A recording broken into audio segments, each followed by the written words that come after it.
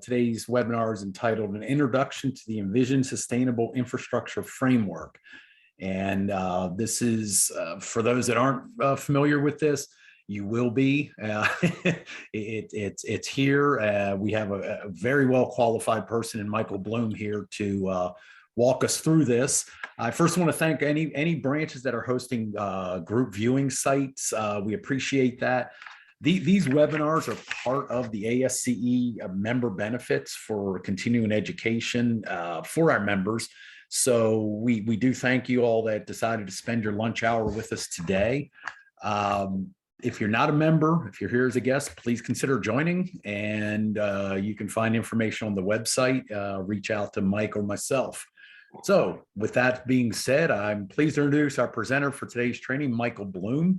Michael provides sustainability consulting services. Since 1991, he has helped restore environmentally impacted sites, plan and design resilient public infrastructure facilities, and help to enhance economic, social, and environmental project outcomes. He became an ENVSP, Environmental Sustainability Professional, for those that don't know what that means, in 2013, an Envision verifier in 2014, and a trainer in 2019. Since spring of 2019, Michael, along with Liz Parent of 5 Engineering, has provided ENVSP credentialing training to over 200 professionals in the Harris County, Houston area of Texas. This after Harris County officials had decided to move forward with the use of Envision. Michael is a certified floodplain manager, board certified environmental engineer, and a PE in Texas and 7 other states, and also has a Drexel University diploma on his wall, which probably gives him more credibility than anything else, in my opinion. That having been said, Michael, the floor is yours. Great, thanks, Ron, and thanks, Mike Sosa, for the background work on getting the webinar set up and all the tech help. So I appreciate that. So yeah, as we go through this, if you have a question, feel free to type it in either the chat or the Q&A. I can kind of monitor, or I will be monitoring that as we go. And so, yeah, let's just learn a little bit about this framework.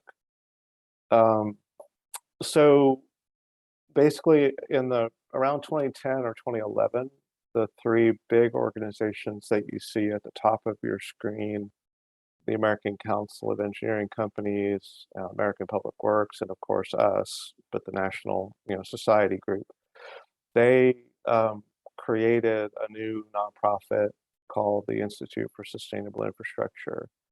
And it's based in DC. There are several people that work now up at ISI.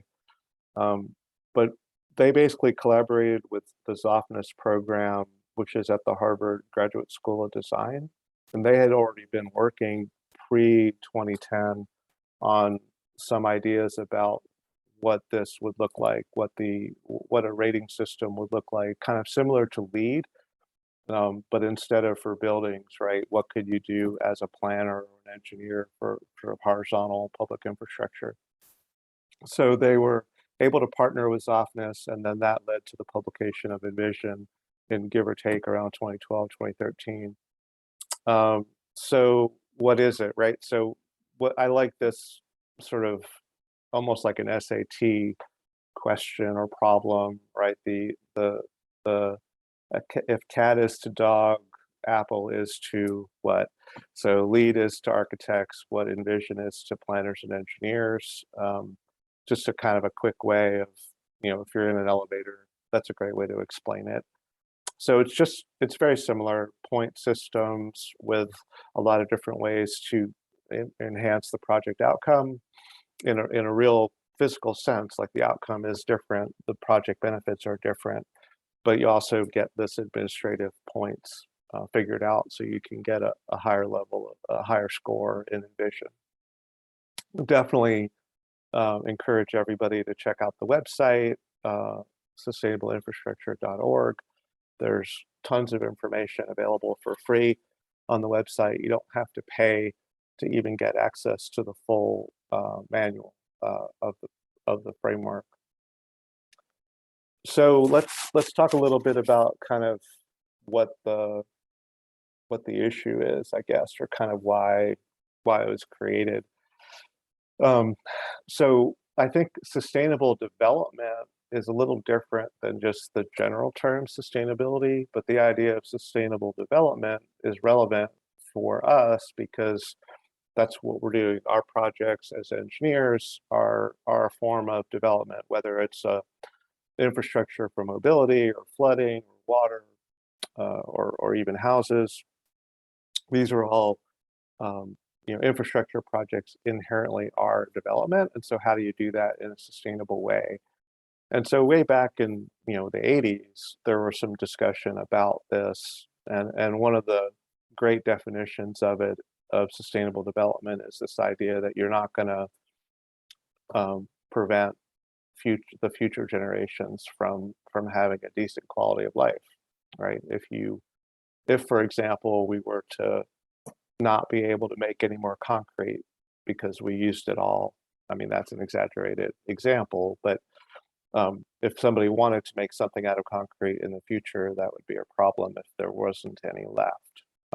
Obviously, there's a lot more relevant examples of that we could talk about, but that's the general concept of sustainable development.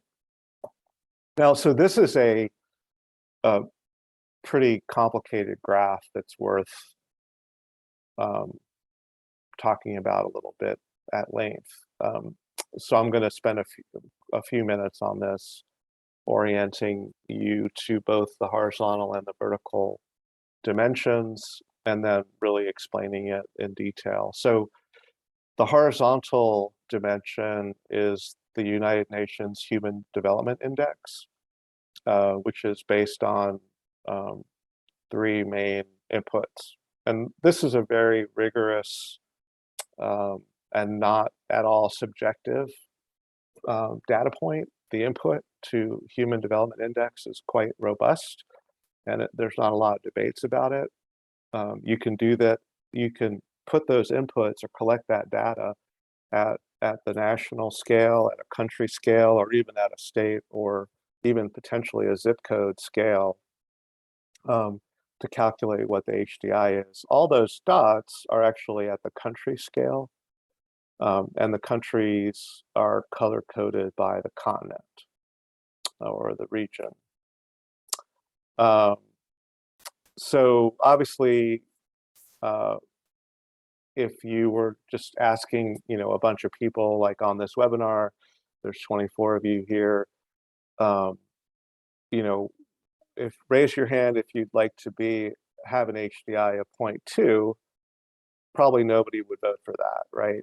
Everyone would vote for 0.7 and above, because you want to be able to live a long life and have a good income and have a good education, and that all affects a bunch of outcomes, right? And you can see that in general, right, the developed world, the more advanced, more wealthy, more developed areas of the world have a higher HDI than, for example, sub-Saharan Africa, which is still very much on the development curve, working their way up the development curve in terms of quality of life. So one way to think about HDI is really quality of life, right? If you're wealthy and have a good education and have a long life expectancy, good healthcare, all of those things, good education, that's going to yield a lot of better outcomes for people.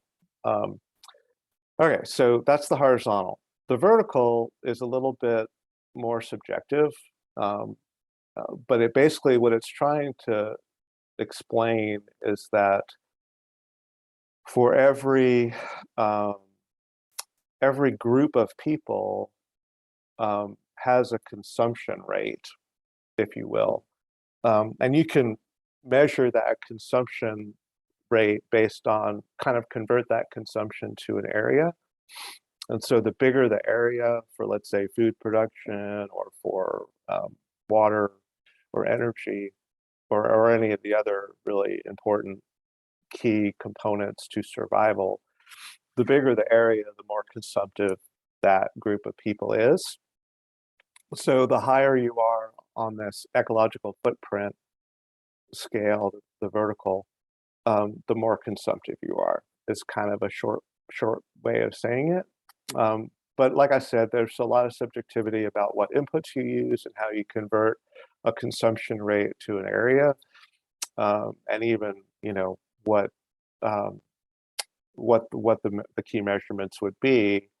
So in my opinion, I think that, you know, 10 different experts could all come up with different formulas for that, but I don't think they would necessarily result in a different curve. I think it's generally true, and I'd be curious, you know, if people want to put a yes in the chat or a no in the chat to everyone, whether you agree with the idea that a higher human development index is currently correlated with a higher consumption rate. I think that would be pretty hard to argue against. But anyway, that's what the graph is basically showing. But there's a lot of subjectivity in the vertical. So if you want to really get into the nitty gritty of the vertical, this is a cool resource. I'll leave it up there so you can take a look at that and Google it. And I think there's even a later edition from 2018. But so there's a bunch of people that are academia and a bunch of people that are you know, environmental conservation folks that kind of think about this and put that kind of framework together. So again, you could get a bunch of different people that would maybe come up with a slightly different outcome in terms of the number, but I don't think that the overall trend would be different. So if you have this idea that sorry, let me go back. So if you have this idea that a higher quality of life is more consumptive, but is that sustainable, right? Can all 7 or 8 billion people have really high quality of life and be that consumptive? And is that going to work for 1,000 years?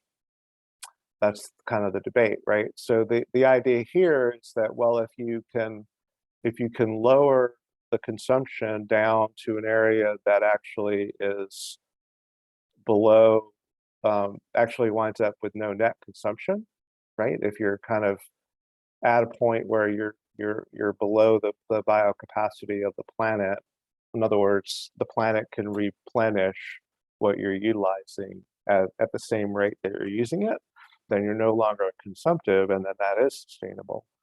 So the idea is that what can we do for changes in lifestyle, changes in development and buildings and infrastructure to be in this blue zone, somewhere down in this quadrant. And so again, there's a policy choice about how good a quality of life you want. And but there isn't really much of a policy choice. It's really more of a science decision about how high up you can be and not be consumptive. I think a lot of opponents, when I say opponents, I mean, you know, people that challenge me or others about sustainability, is they think that in order to be less consumptive, you have to be like sub-Saharan Africa. You have to sacrifice your quality of life in a dramatic way in order to be not as consumptive. And I think the jury is still out on that. I believe you can have a good quality of life and maybe not and not be consumptive. But I think part of the thing that's not on this graph is the technology piece, right?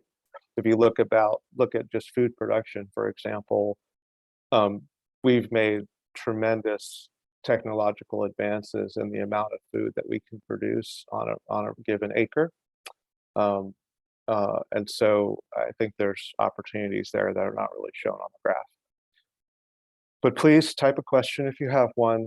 I'm going to move on now. So the other way of thinking about sustainability, it's not necessarily about just consumption. It's really kind of about outcomes. So if you can imagine a project that is, let's say, a road project, which a lot of the engineers on the call may be familiar with, just doing a straight up mobility project. most of the time when you talk to people about that kind of project, it's all about, you know, average daily traffic, right? How many cars per day? And so you want to design a project that will allow a corridor to go from 1,000 cars per day to 10,000 cars per day, or whatever the increase is. But we don't ever really think about, well, okay, what's the economic output of that? Like, what's the economic value of that increased mobility? Obviously, there are some, right? More products and services can be transported. But then what are the environmental outcomes and what are the social outcomes? So what I think sustainability does in a really nice way, this particular framework does, is it makes you think about both the cost and the benefit of all of these different things, some of which will directly relate to the cost and benefit experienced by the project sponsor. So, you know, the county or the city or TxDOT or whoever it might be. But then other costs and benefits are experienced by people just along the corridor or around the project or using the project or occupants of the or users of the project. So I think if we think more, if you're able to think more holistically about the benefits and costs kind of to everybody, then you can really optimize the total return on the investment and wind up with a much a set of outcomes that are much greater than would have otherwise been achieved.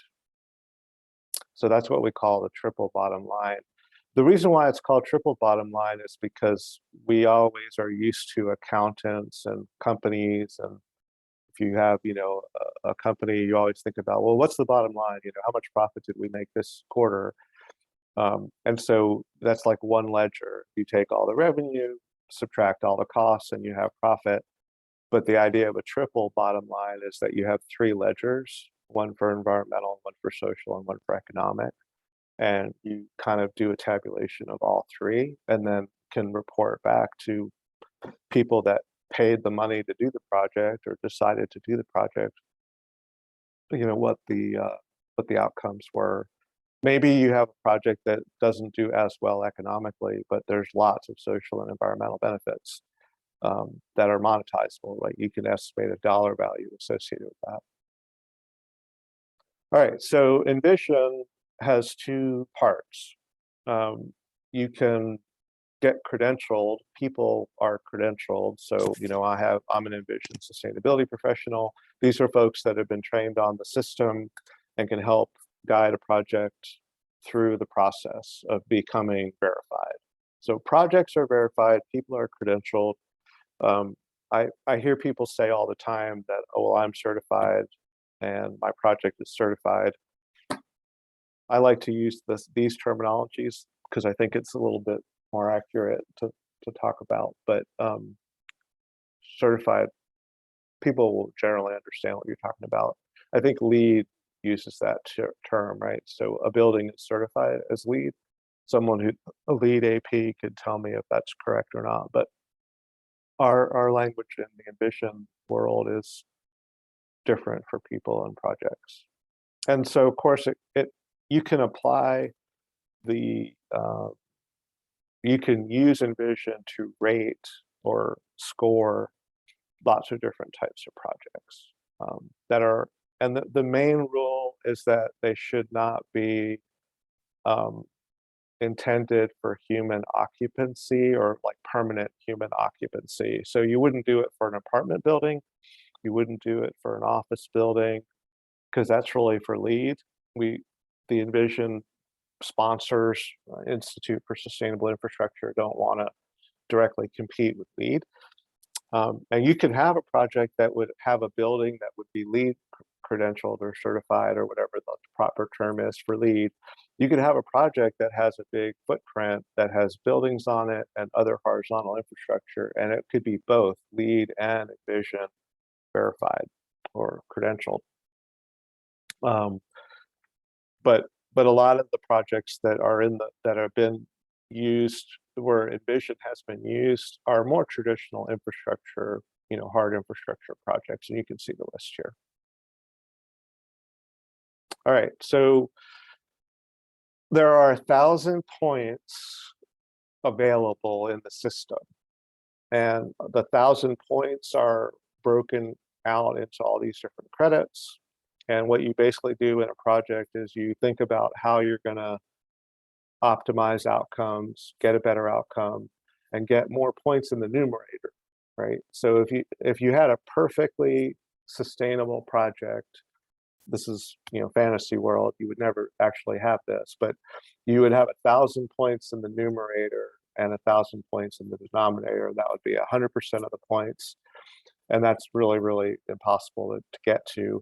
Normally, projects run about 40% or 30% of the points. So you have, you know, 300 points in the numerator, 1,000 points in the denominator, and you get a score of about 30%, and that's actually really good.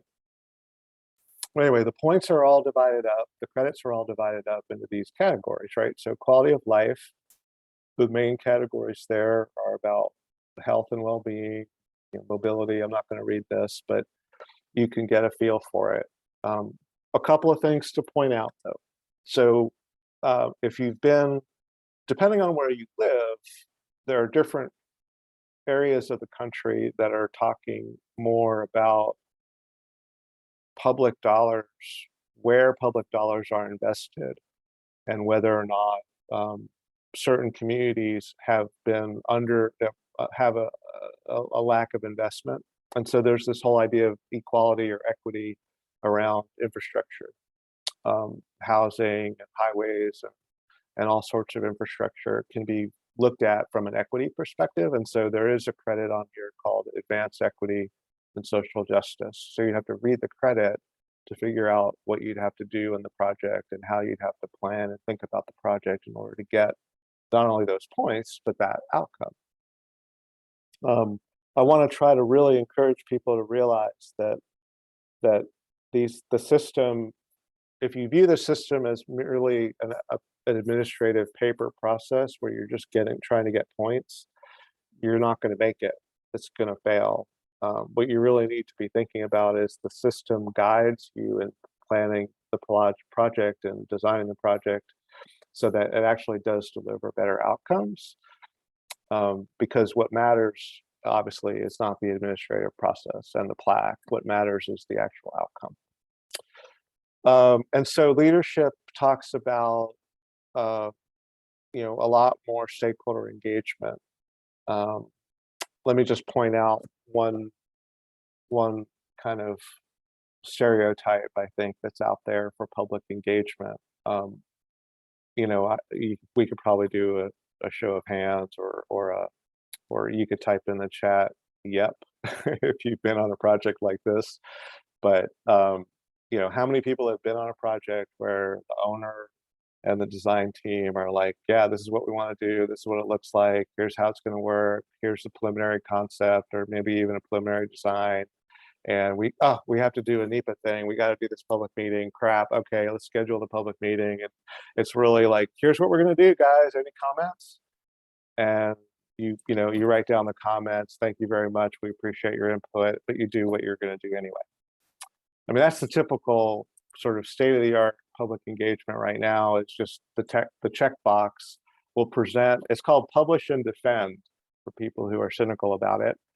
And that's not going to get you any points in Envision, right? In this process, you have to go to the area in which you want to invest and say, "Hey, what are your concerns? What would you like to see in a project here? We're thinking about making an investment here. It might be mobility focused, but yeah, there may be some other stuff. What do you think?" And then you hear all these, what I call blank page input. You present essentially a blank page and ask a bunch of open-ended questions, much of them about the other 59 credits or 58 credits, and get input on safety, and get input on equity, get input on economics, and get input on the environment and natural resources and parks and flooding and all the other things that are going on for that community. And then you come back to the office and plan a project that will get a lot of benefits, and maybe not for that much more money, a little bit more, because you're doing, you know, you might do 5 or 6 things instead of only one thing. But that's the kind of engagement you need we did an analysis internally just pro bono and looked at the points that you can get if you do the stakeholder engagement in a more thorough way. And we think there's about 300 points that are directly related to what I'll call better enhanced public engagement. That if you don't do the right kind of public engagement, you can sort of kiss goodbye 300 points of the 1,000. What else? So, we did a project also here recently that's still in the process where we looked at a skills gap. What's the educational attainment, the language proficiency, and the skills associated with people around the project, and what kind of jobs are available for them, and how can we enhance their skills and do job training as part of essentially a mobility project. So that's a pretty unique thing that obviously does not doesn't in other words, this is someone's asking a question right now, and this is perfect setup for my comment about it. So what you'll hear as we go through this is that you as an engineer are not the only person on the team. You cannot do a project just as the engineer. You have to have other people there for you. So the engineering is a part of it, but then you also have to have a planner, you have to have a workforce community engagement person, you have to have a community advocate, you have to have a parks manager, you have to have a historian. You have to have a lot of other people involved in the project. So, it's a great comment, great question about, isn't it hard? The engineer himself or herself can't, or theirselves, the engineer alone can't do everything and really shouldn't be asked to do everything, and is actually, probably in violation of the Practice Act to be, weighing in on stuff that's not their expertise, right? So it's definitely a team effort. Resource allocation is about how much stuff, right? How consumptive will the project be? That's really the key point there. There's sustainable procurement is one that we did a lot of work on a recent project where the owner really we had to kind of brief a series of managers in purchasing and engineering and even elected officials to some extent to make sure that this was going to be a policy that could be adopted. But the policy is, you want to buy stuff that would be used in a project that is coming from a supplier that is doing sustainable things. So there's other third parties, like for the wood industry, the lumber industry, the concrete industry, the steel industry. They all have other groups that talk about sustainable steel or sustainable concrete or sustainable lumber. And I'm not using the correct terminology, but if you Google any of that stuff, you'll find these third-party groups that will say to, give a company a gold star and say, yep, you're producing concrete in a really sustainable way, or steel, or whatever it is. So the procurement policy basically says, that the owner is going to enact this and try to buy, not mandate it, not require it, not even specify a level, but just that they have a policy that says, maybe on certain projects, we're going to buy materials from a supplier that is viewed as sustainable. So that's that piece. Then there's, a lot of discussion about energy and water.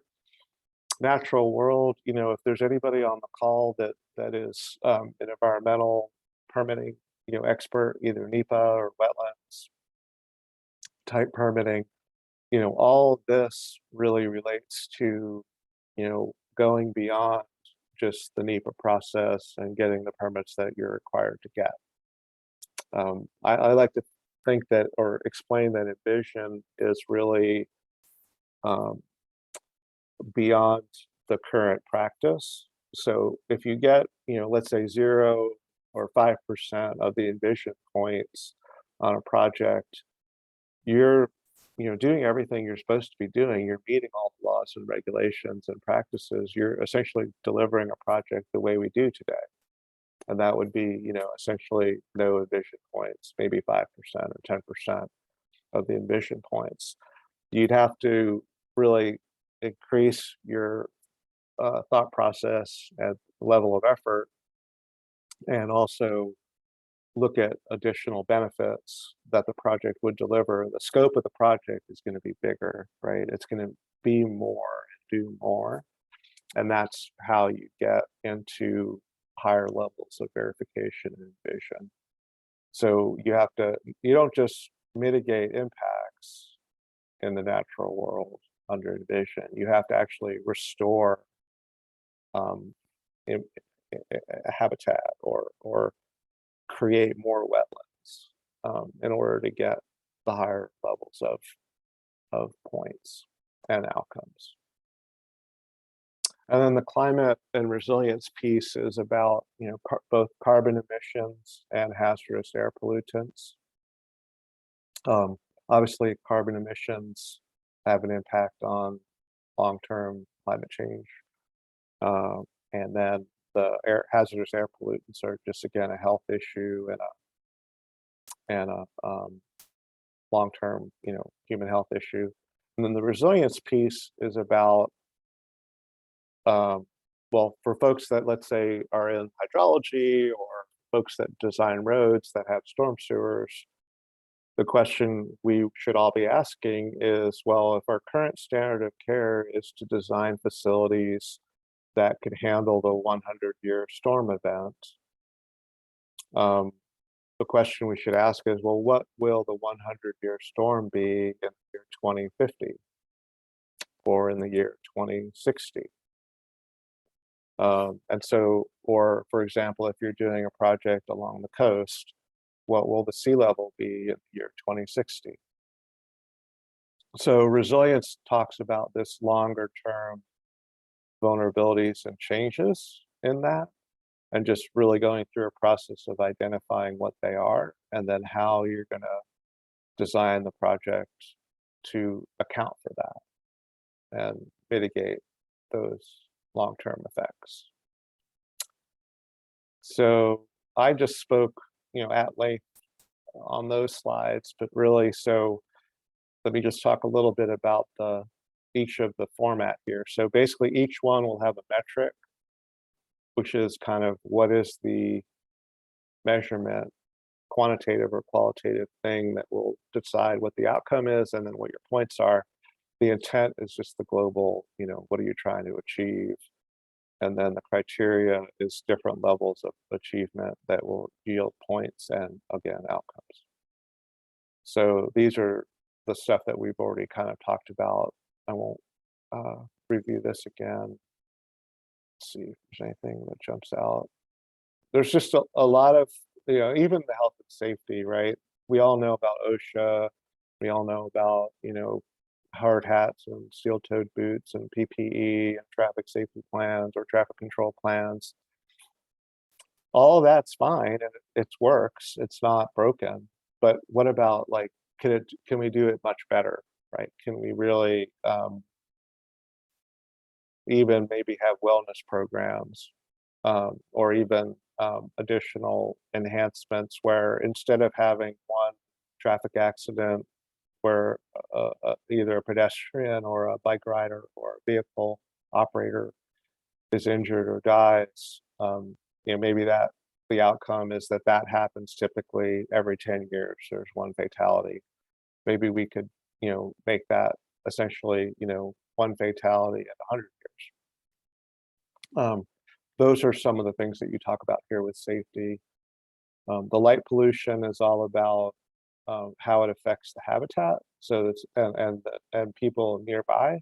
There's a lot of glare, a lot of lights. Like, have you ever been anywhere near a car dealership, right? They do not have backlight, uplight, and glare fixtures. They don't have fixtures that manage backlight, uplight, and glare. So no dark sky, and certainly if you live nearby, I don't know how you go to sleep. You must have like super dark curtains. But that's some of that stuff. Planning, we kind of talked about now. Yeah, so some of this is really, again, figuring out who your collaborators are going to be, right? And who you can, either in the owner's team, the owner's itself, or the design team, planning team. These plans will help you identify the other experts that need to be at the table. And then, of course, energy we talked about already, but the key thing here is the baseline. Like, what do you compare to? If you're doing a project and let's say there's lighting fixtures, you have to estimate what you would normally do and what your kind of standard spec is for lighting fixtures, and then calculate that energy footprint, and then go back to the lighting designer and say, hey, I want to save 20% on energy per year. Can you give me a spec on that? Like, what fixture can we use, or what plan can we do? So there, you have to compare to a baseline for energy. Same thing for water. We've talked about this a little bit already, but basically, the idea of low impact development is that we're reducing the downstream impacts of development from stormwater. Here in Houston, we're already very much doing that. We have to prove using a drainage report and a model that there's no increase in the flood water surface elevation, the base flood elevation, upstream and downstream. We definitely have a very serious regulatory program of do no harm. But there are other parts of the state where that may not be as front and center. And then, but beyond that, what can you do with nature-based solutions? And really, how can you manage the volume of the water better? So there's some hydrology here as well that you can get into. And then we talked about this a lot in the prior slide. So yeah, so levels of achievement. Again, if you're kind of in that 0 to 5 or 10% of your points, you're not anywhere. You're not significantly above conventional process of delivery. So in order to get the improved level, you have to be 20% more than conventional, and the restorative level is kind of typically about 50% better. So there's kind of the way it turns out. For overall points, for all the credits, when you start adding up all the numbers, this is what I talked about earlier. So above 50%, you actually get platinum, and then above 21% would be quote verified.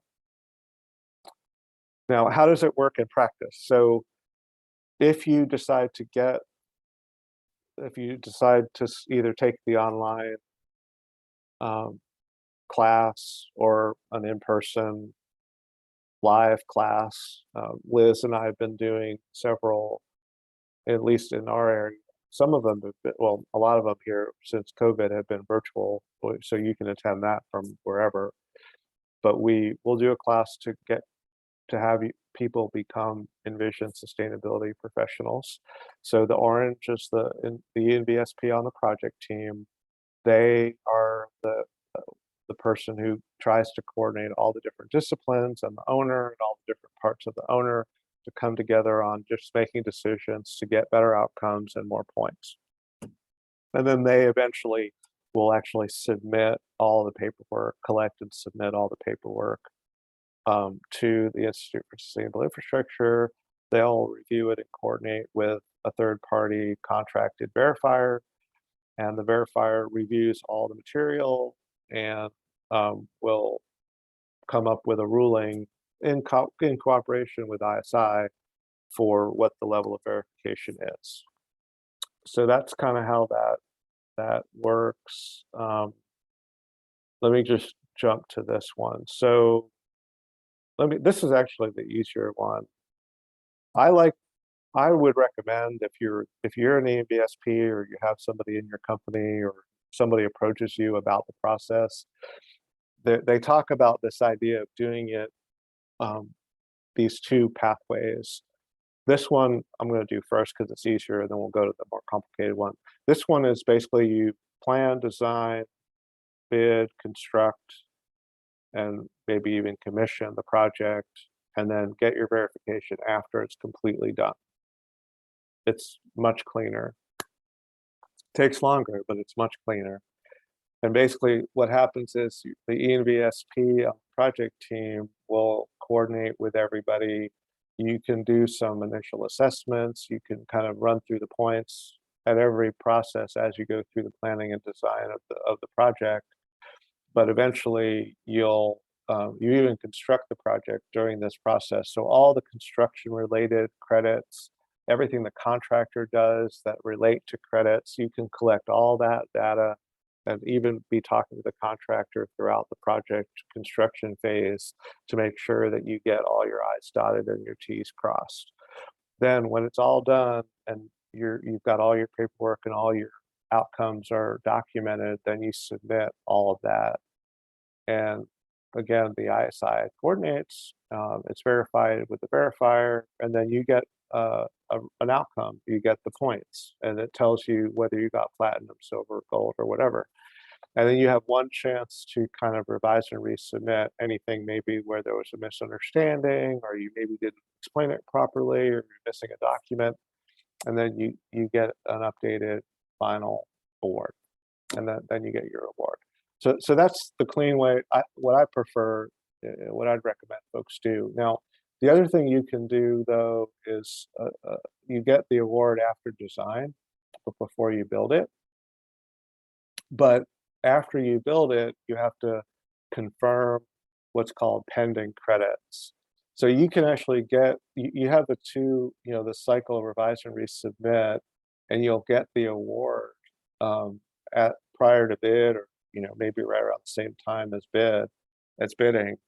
But then during the construction phase, you have to collect some additional materials and information to just confirm that the construction related credits happened the way you said they were going to happen. And the concern I have with this, and this is just sort of my personal opinion, and I've expressed this to ISI, I just worry that sometimes the engineer or the project team doesn't have control over what the contractor does, because it may be independently contracted, and maybe different things happen, right? So you never know necessarily, you can't necessarily promise and confirm and verify that the contractor is going to do everything, even maybe if it's in the specs. It could be a change order, who knows, something could happen.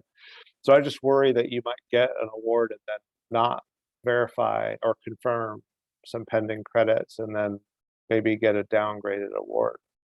So that just worries me. Okay, so what's happening in Texas right now? There are 4 verified projects in Texas right now. Tarrant Regional Water District has 2. They have the Integrated Pipeline Project, raw water conveyance, and then they also have Line J, Section 1. Great name for a project. But anyway, there are 2 big pipeline projects up in the Dallas area. Then City of Dallas has South Lamar Street, and San Antonio River Authority has the Martinez 4 wastewater treatment plant. And there are 2 in our area. One is the Coa Street improvements, which is kind of a mobility complete streets kind of project, kind of similar to South Lamar, I think. in that it's again a segment of urban mobility. And then this other one that's not registered yet. The black is registered but not verified. The blue is registered and verified, complete, like the award actually happened. Anyway, and the Crosby Eastgate is going through the process, but they haven't actually registered yet to be on the website. Okay, so now I'm going to adjust my screen a little bit to share this little video with you guys. This is like a 2-minute video that I think is cool. And so I've already shared my audio with you, so I should be able to just hit play.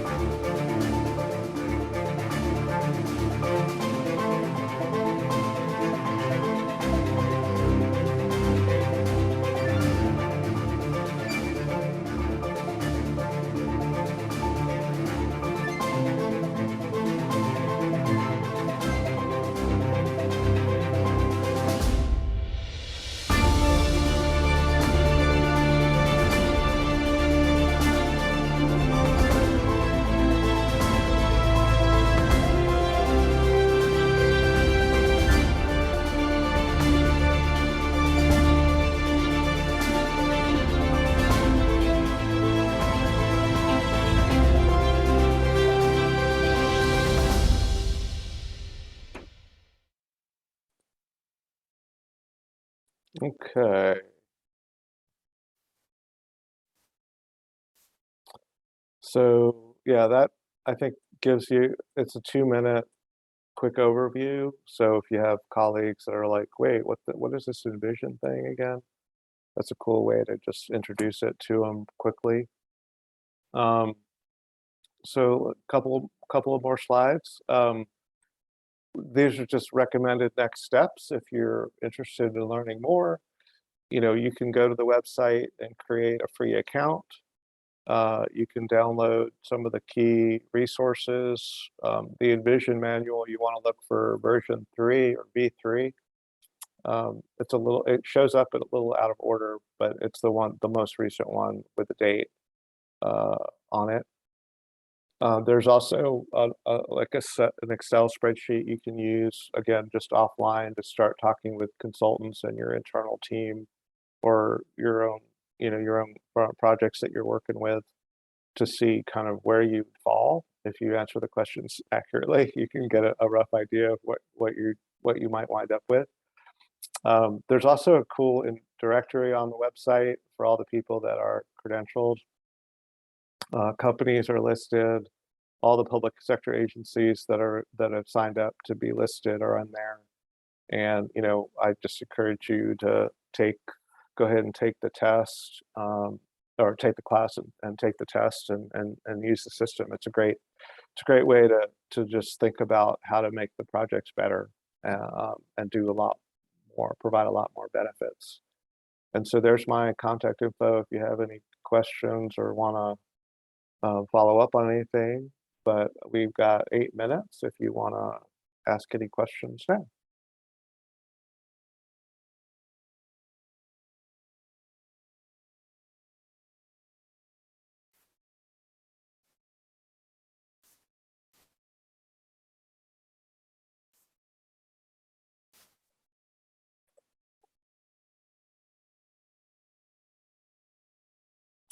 Yeah, so I guess one of the folks attending, don't know the full name, Hossein, suggested that, doing the training class at the Texas section level.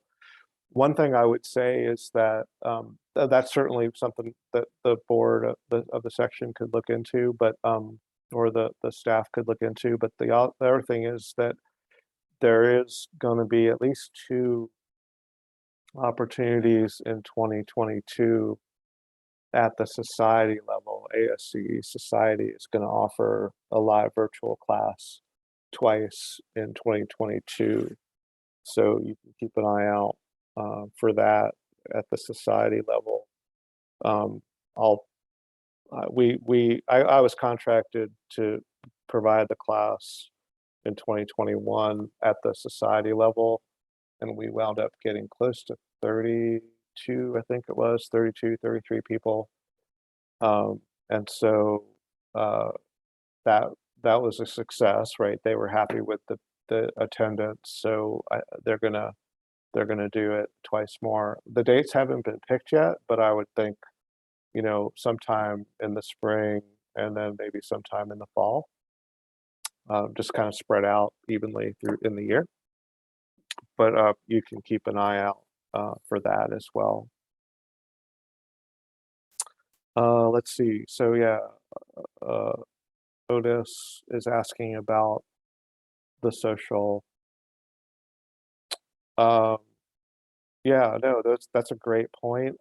In terms of internationally, the right now, um, the system is being utilized in North America, Canada, and the United States.